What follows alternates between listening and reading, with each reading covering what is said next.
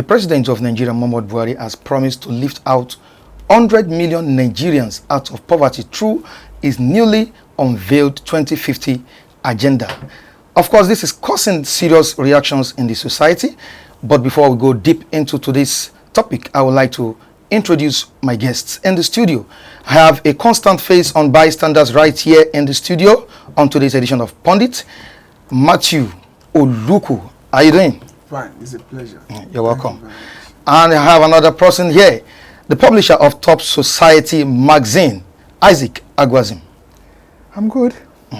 Let's look into and see what we can come up with in this program today. All right, thank you so much. But before we go deep, just like I said earlier on, an information got to the studio that some protesters protesting over the fuel hike and electricity tariff hike are being clamped down on by security operatives in Yaba axis of Lagos State. Let me quickly go on a short break. I'll be right back.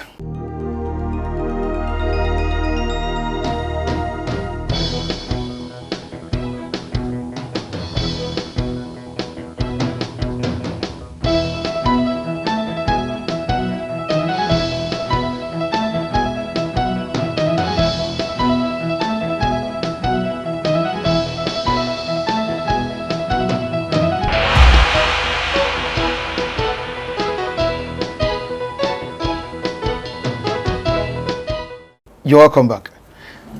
Matthew, yes. The question is, why is always this present administration clamping down on protesters whenever they come out and express their feelings about a bad situation in the country? Mr. Mike, to be quite honest with you, I think it's unfortunate if we still witness this level of irresponsible action from the government.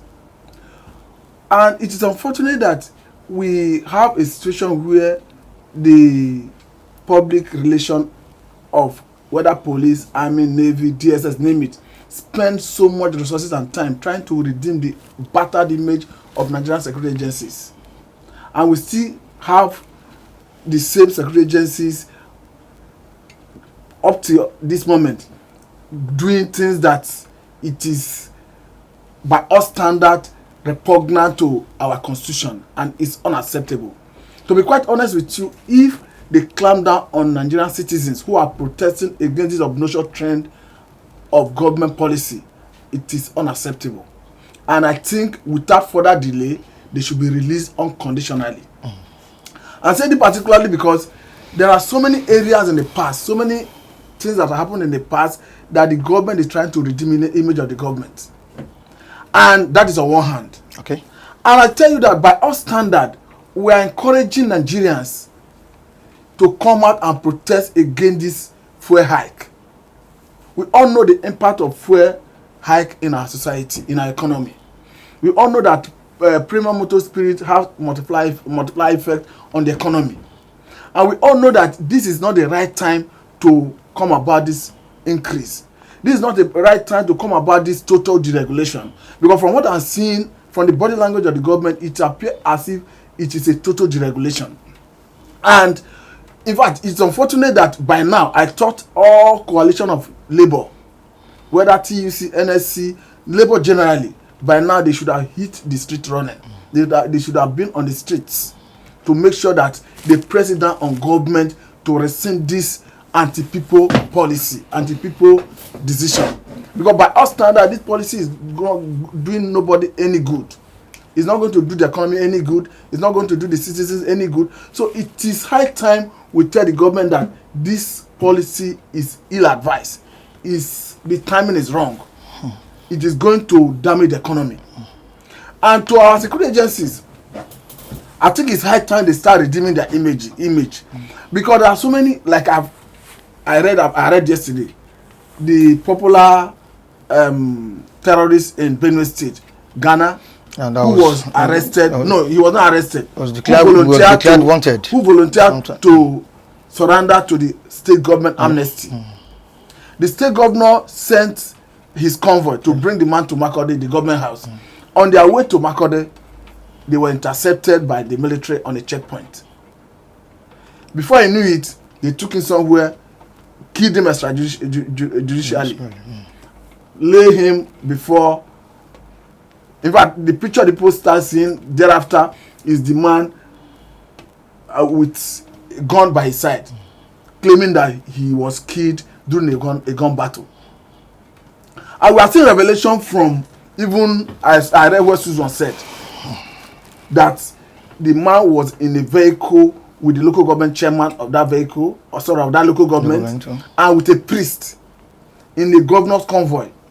A convoy that their governor sent to go and bring the man and other people who actually volunteered to surrender to the state government amnesty. Only for the army, for reason best known to them, to kill him extrajudicially. It's unacceptable. It's unacceptable.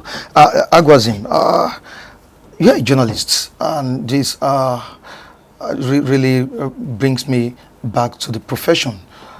Just like what happened a few hours ago in Lagos State, some journalists were reported to have been arrested. Sahara reporters, we have in Galaxy TV and other reporters that were present covering that protest. Now, do you think this is something that needs to be experienced in this administration? Of course, it has been going on and on and on, which Nigerians have been saying that justice needs to be done. Well, in my own view in this subject matter, I think, let me state it clear.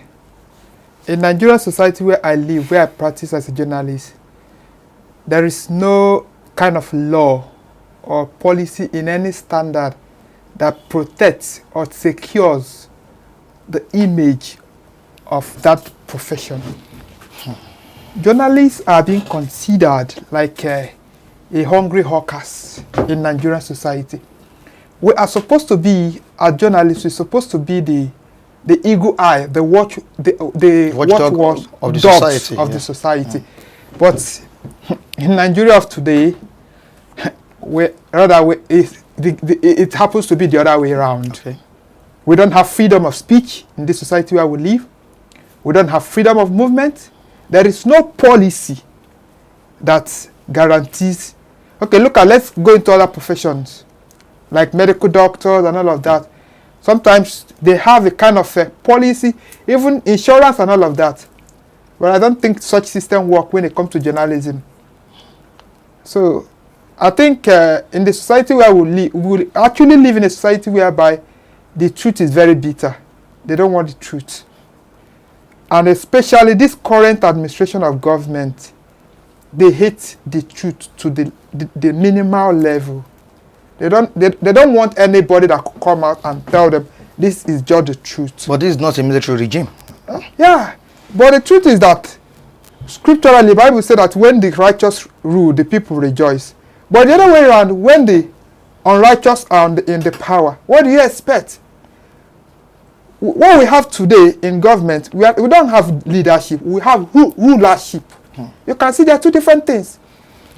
A leader is ought to lead for the followers to do what? To follow. Living by a good example. But what we are experiencing today is what? Rulership. Rulership is all about authority. It's all about domination. It's all about law.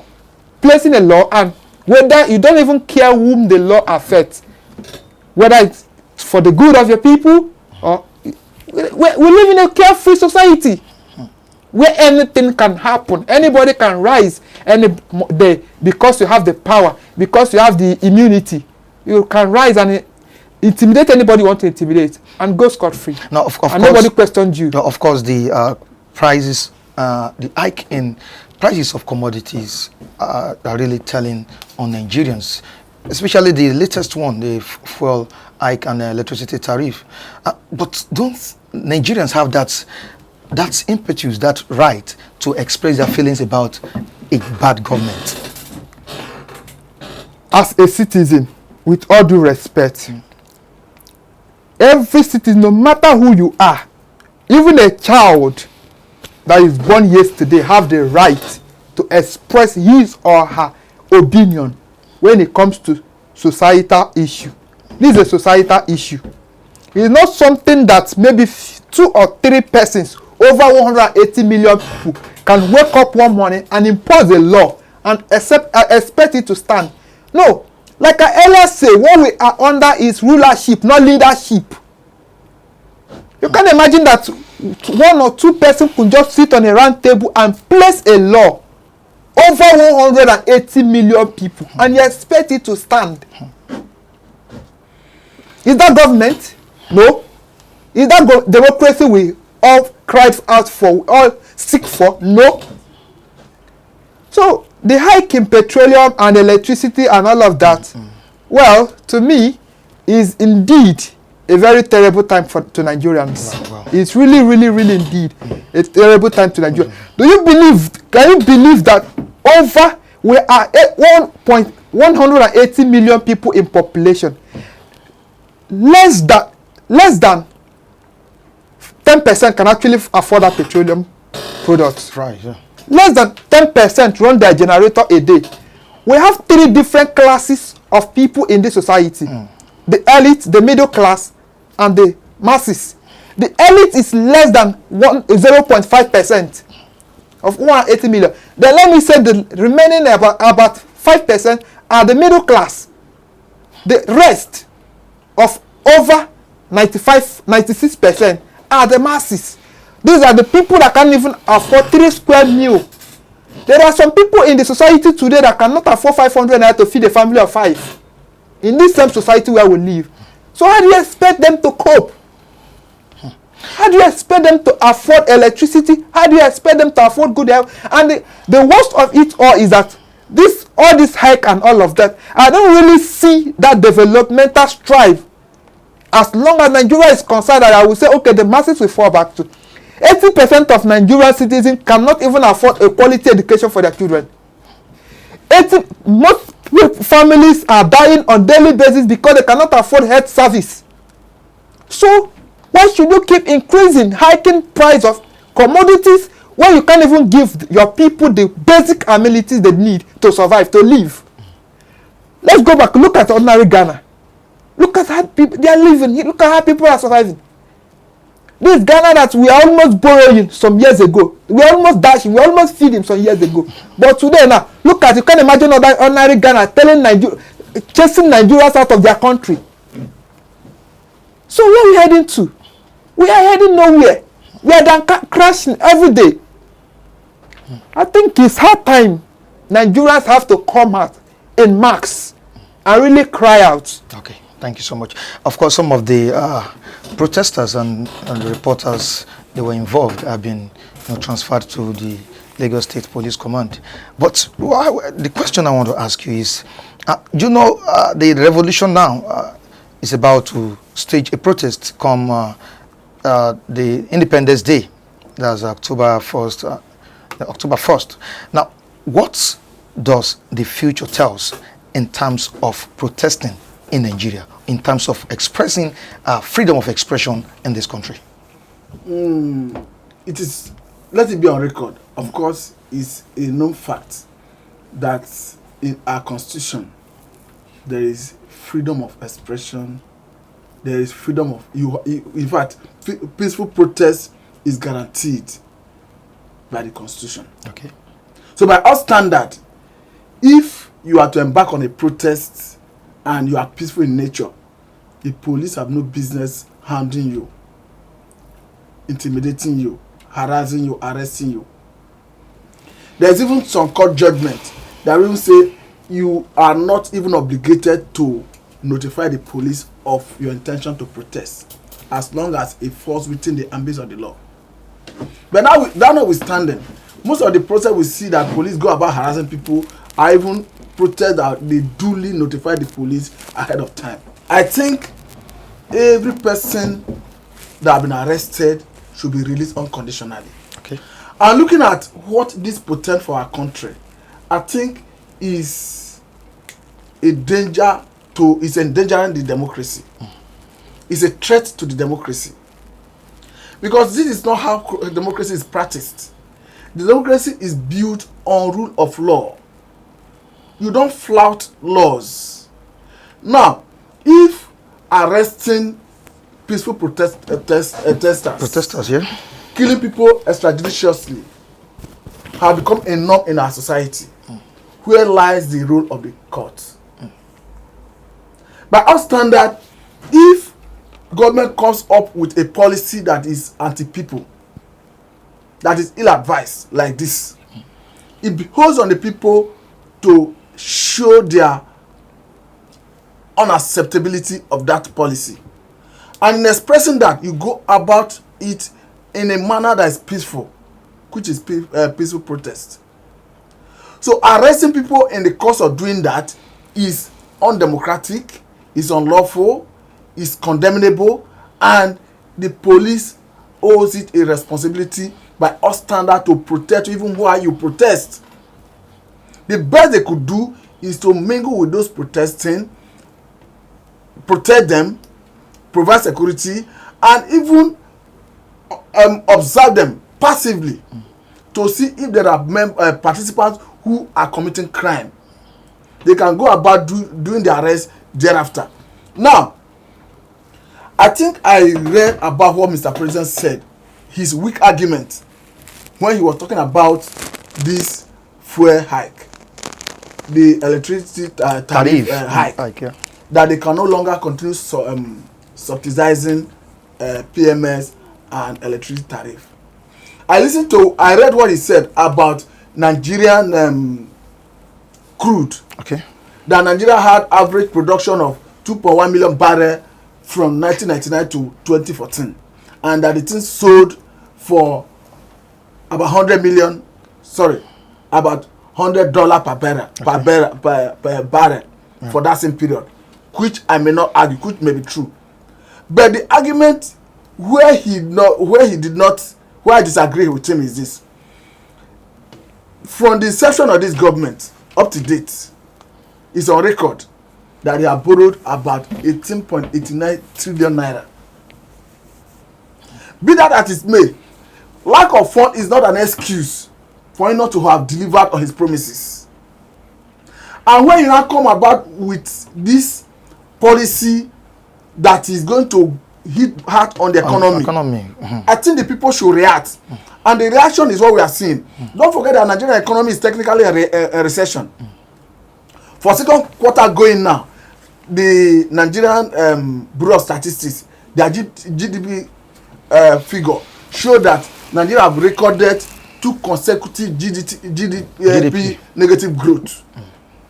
So by implication, Nigeria is technically in recession. Okay. If in the 3rd quarter, Nigeria record another negative growth, it means we're already in recession. Let's go back to the disclosure of the president that 100 or not less than 100 million Nigerians will be lifted out of poverty come 2015. This is a president that promised Vision 2020.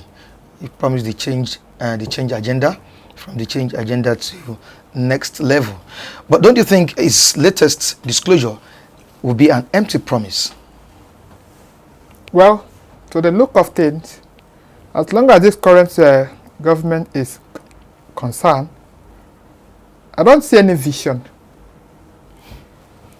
When a visionless leader is in power, or when a blind leader is in power, I don't think this administration really have what it takes to bring Nigeria out of recession.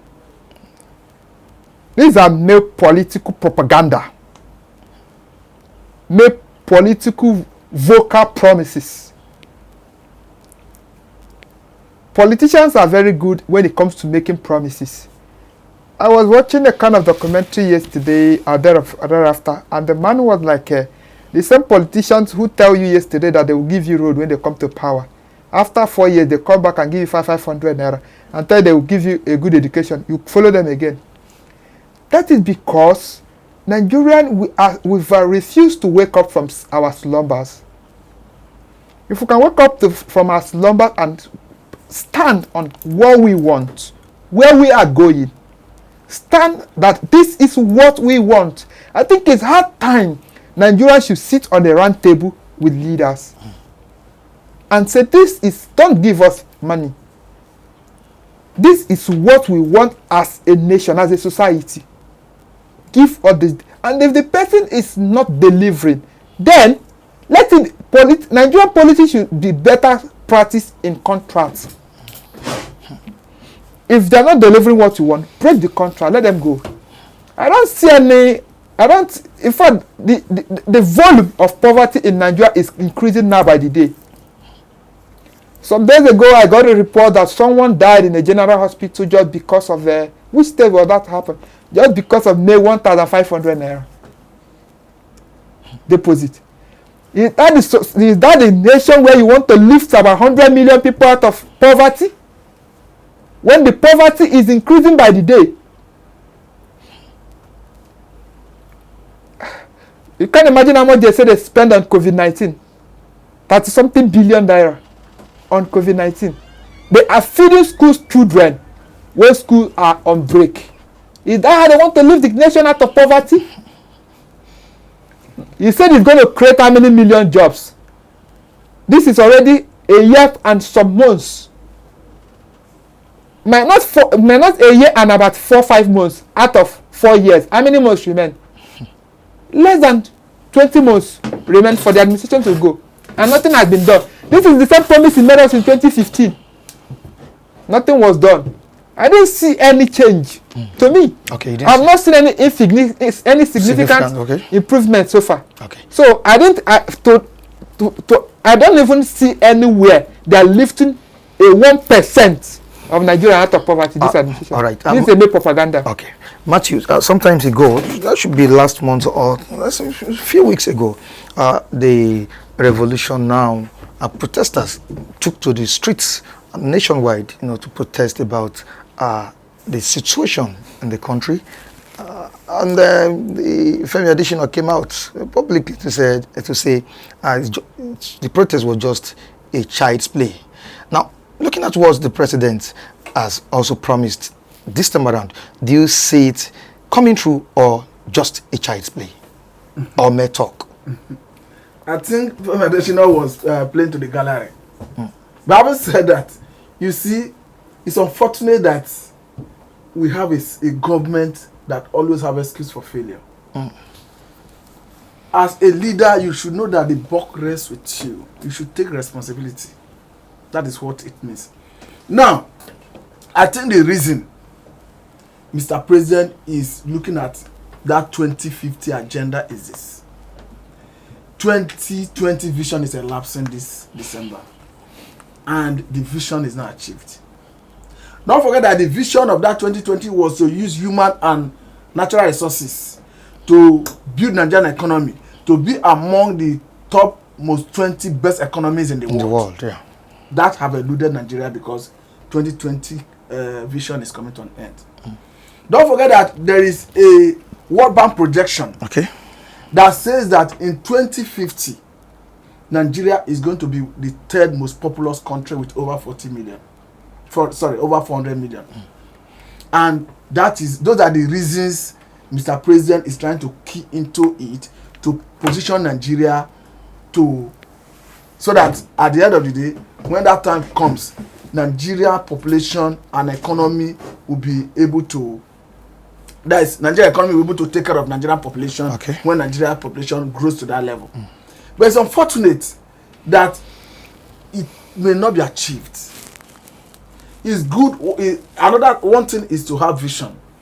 Another thing is to follow it through. If you have a history of not achieving your objectives, how do you now believe that objective you are setting will be achieved? Okay. I quite agreed, like Etedo Peter said, the co-chair of that vision, the Minister of Project and National Planning is a co-chair of that vision. But it's not about just having good heads to head it. It's about your willingness to allow these people run it. Because it's unfortunate that in Nigeria, what we see is because of our attitude of embezzling public fund, we do not allow institutions to run. I have to tell you that the reason most things, most organizations, parastatals, agencies are not running in Nigeria is because any person you put there want to feed his pockets. The same reason anti-corruption is not working is the same reason the 2050 agenda may not work. Call it vision, call it whatever you call it. A situation where all the key areas where this government promised change, they have not achieved it. I read what Mr. President said, where he was telling the allies to judge him fairly, considering the reality on ground. If I should call it judge him fairly, he come from the military background. He's a war veteran.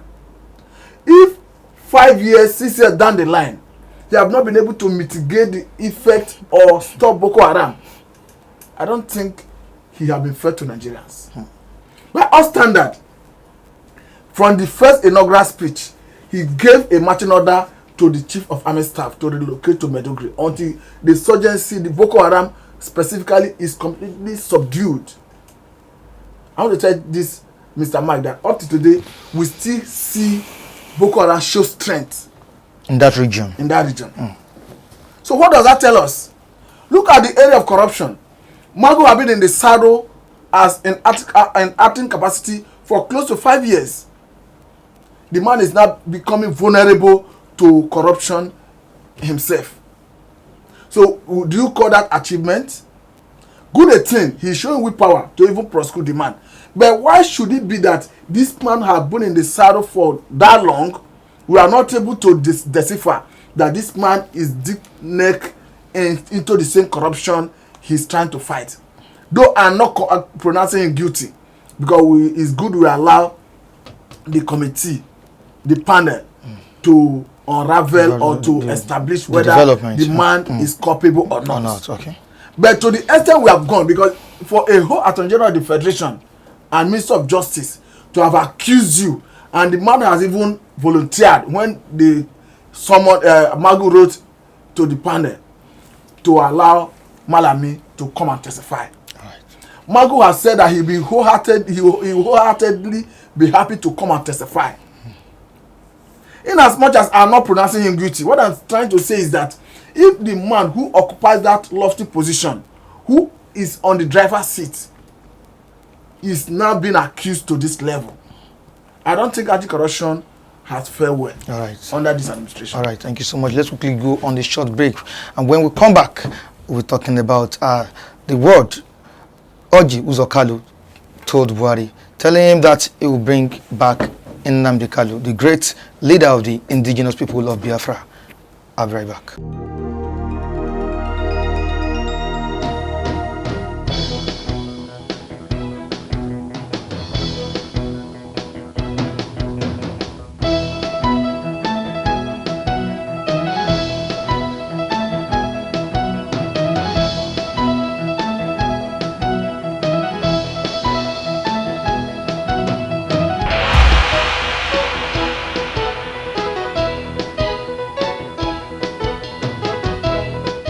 You're welcome back.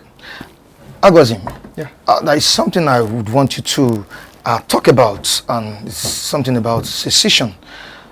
Of course, there is a man that has been at the front line, struggling for freedom in the country, struggling for a nation to come. What's the nation all about? Biafra. Orji Uzokalu made a statement to the president some days ago, telling him that the president should allow Nnamdi Kanu to come back to Nigeria, that he will make sure that Kanu drops his agitation for Biafra. Now, the question I want to ask you now is, who is this figure called Kalu, not Nnamdi Kanu, Orji Uzokalu, in the Igbo race? Well, as long as I'm concerned, Orji Uzokalu, well, let me start with the little I know about him. He's the former governor of Abia State. And I don't think Orji Uzokalu has that integrity or that personality record that it would take for the likes of Nnamdi Kanu to listen to him. To me, it's just a new political propaganda. This is just one of the tools to probably get his agenda, his craving desire to run for 2023 presidency. Kalu, right? Yeah. Now the Kanu is warming up. Ojito Kalu is warming up on a daily basis for his 2023 presidential ambition. So these are I see this as a political materials, political wheels that can actually say, okay, I think you need a chance. This is more like he's making this to be a kind of a tool of probably getting his support from the Igbolites. Okay. But I don't see it coming that way. You know, politics is more like a calculative game. Probably if he can try to let the guy drop the ambition, the power could be given to him, being the fact that they are all APC caucus. It's just a calculative game. But I don't see it working that way. He doesn't have that. He doesn't have that courage, that charisma to drop that young man called Nnamdi Kanu's ambition. And do you think Nnamdi Kanu's ambition will come true? Of course, it will get through. It will only take time. One thing you know is that there is no way a nation. You can imagine. Let's take a trace back to 1960 independence. Okay. You see, it wasn't an easy thing to get an independence. Mind you, this Biafra agitation has been quite a long time. It's not something of today. It's not something of yesterday. It's something. The war has been fought before now. Okay. I think they don't really want war anymore. When Biafra war ought to be fought, has been fought. That is about over 30 years ago, thereabouts. 1950 something or 50 something thereabout. I think Biafra war was even before independence. 70 something. 1970. 1970 something. They fought Biafra war. A lot of families were misplaced and all of that. So the real war of Biafra had been fought. So this time around, I think what will end it is a dialogue. So for them to have gone that far, not just because of one man ambition, will make them drop such. No. If Nnamdi Kanu will drop that ambition today, then he has failed his own self. He has failed his own children.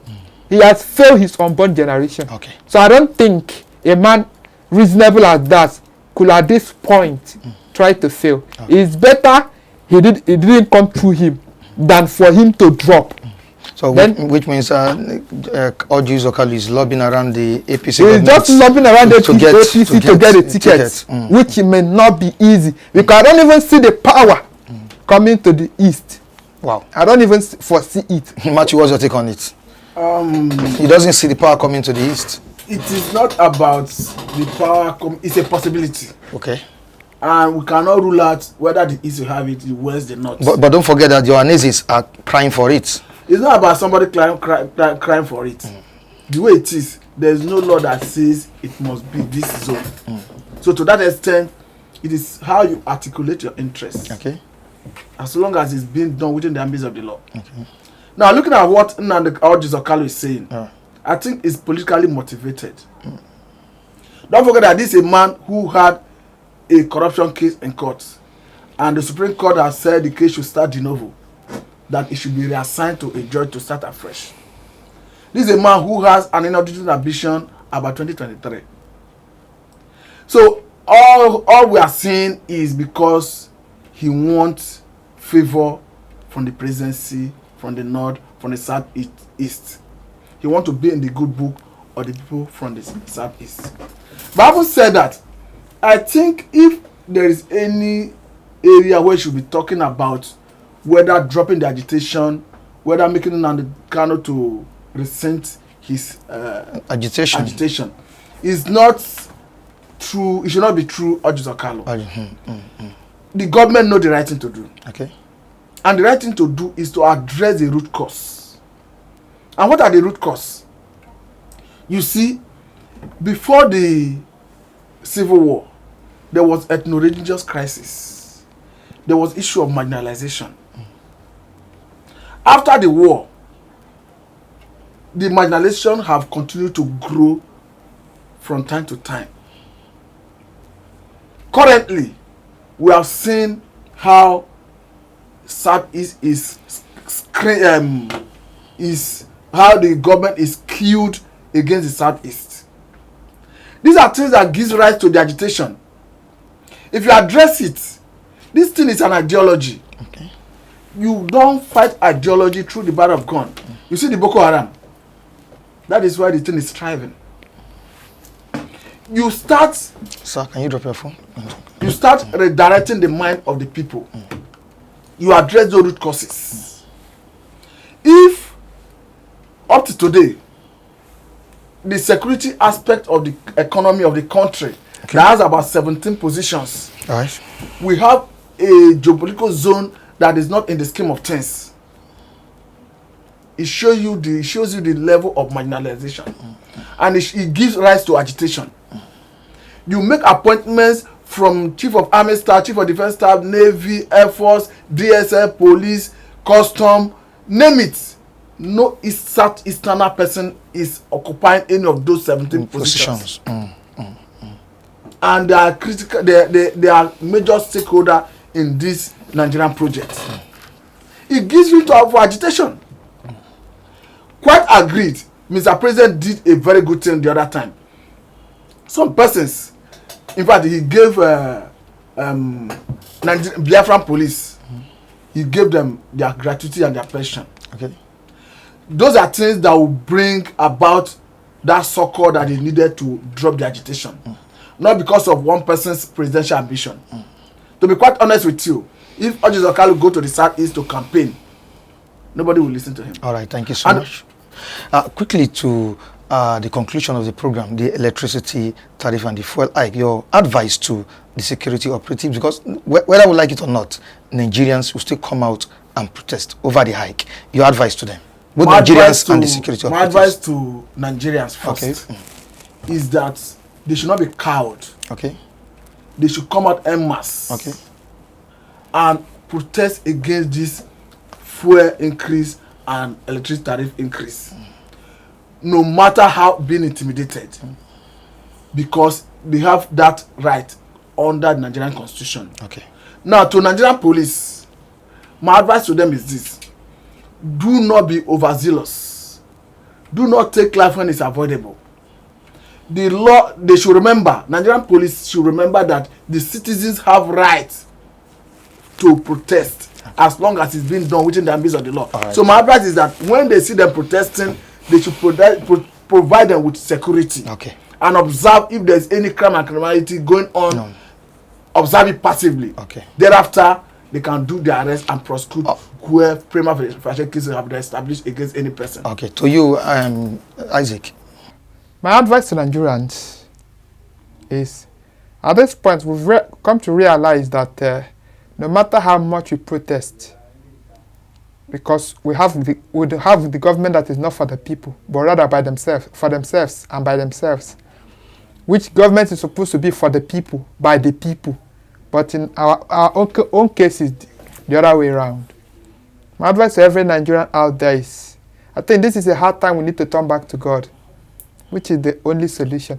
Because even if we protest from now till next year, it may not change the situation. Rather, it will worsen the situation.